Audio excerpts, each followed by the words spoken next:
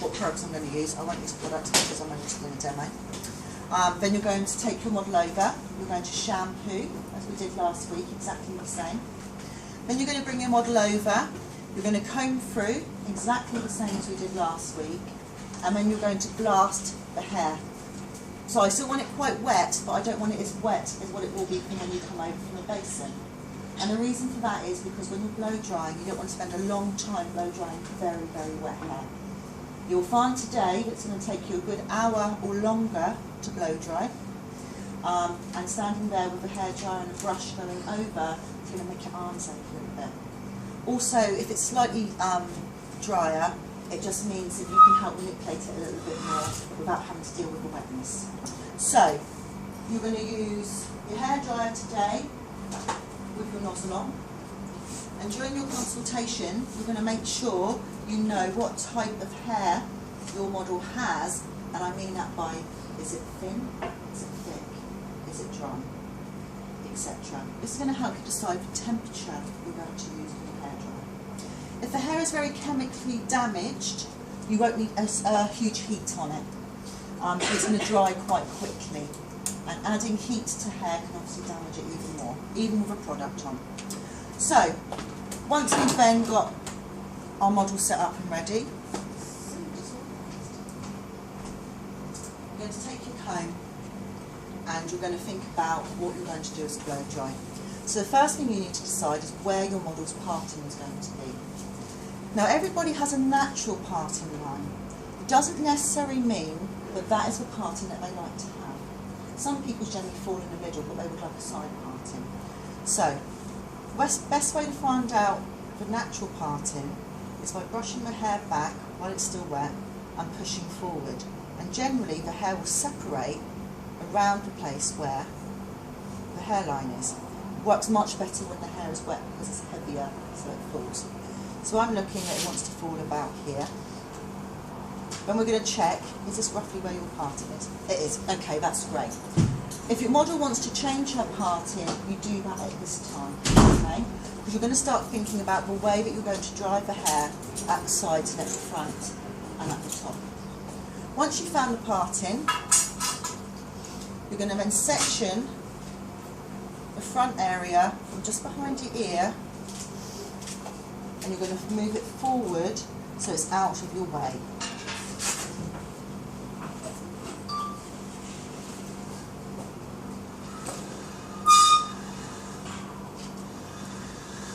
Now, at the stage where you've dried the hair slightly and blasted, this is the time you put on your product.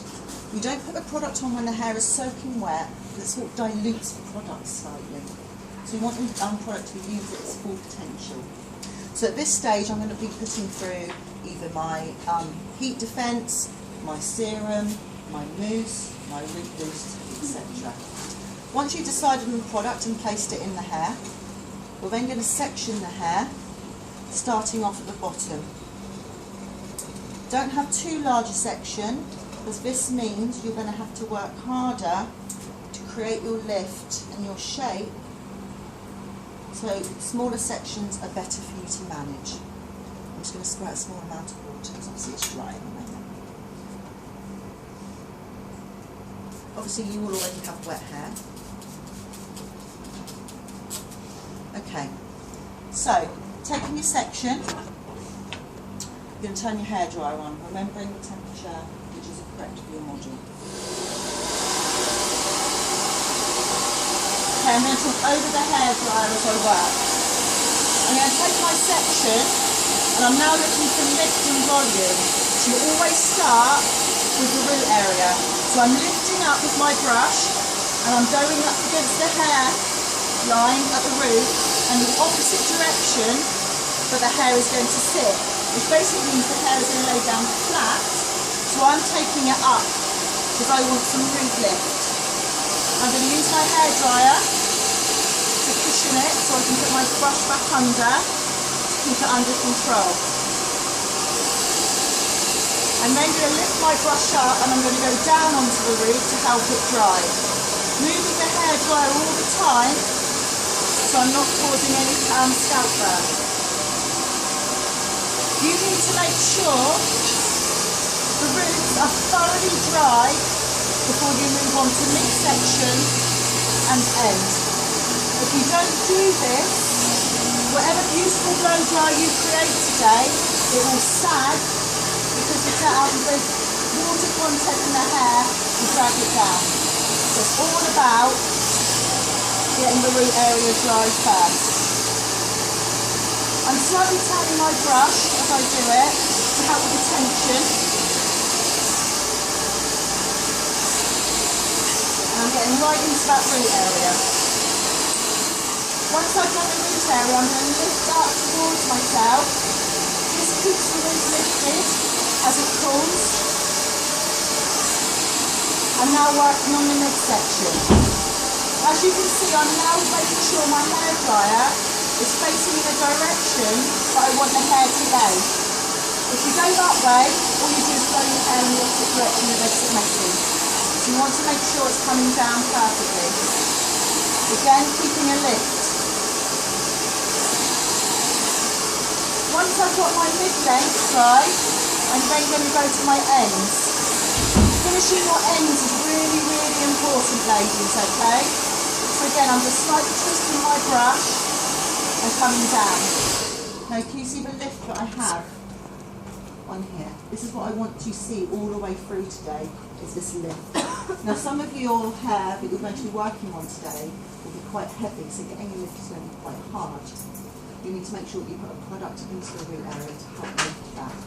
Also, if the hair is too fine, it can also have the same effect. So again, products are going to be really helpful at this stage. Now, once you've done your first section and you're happy with it and it's completely dry, you then move on to your next section.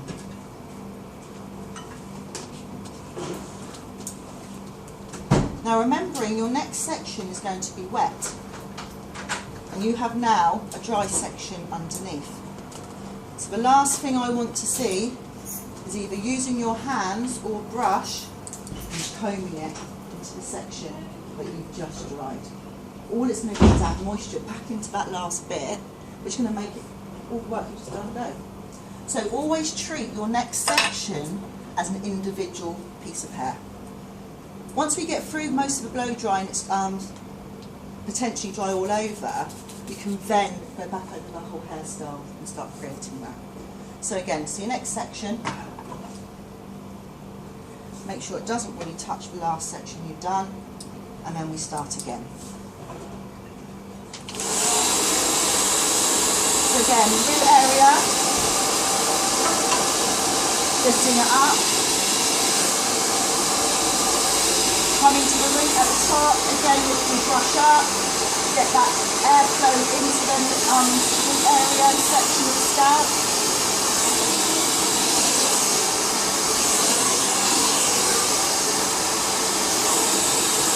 Making sure the root is perfectly dry. Okay? I'm going to stop because I don't want to take up all your time, but you continue this process up, leaving the sides out. We then, when we finish to the top of the crown area, we're then going to start on our sides. Remembering to angle ourselves in the direction that we want the hair to work into. So I'm just going to show you on the top section here again. So take this section here.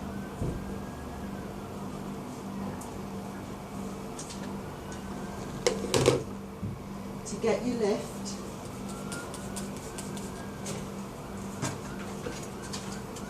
this is when hairdressers have to stand on their tippy toes or twist themselves in awkward positions. If you find that your model is too high, lower your chairs. Remember, you press down on the bar, it lowers the chair. Try and make yourself as comfortable as possible. We'll be here for a while.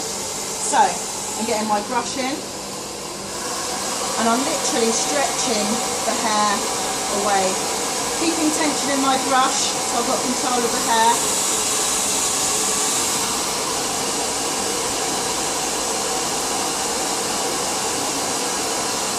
And again, at the front.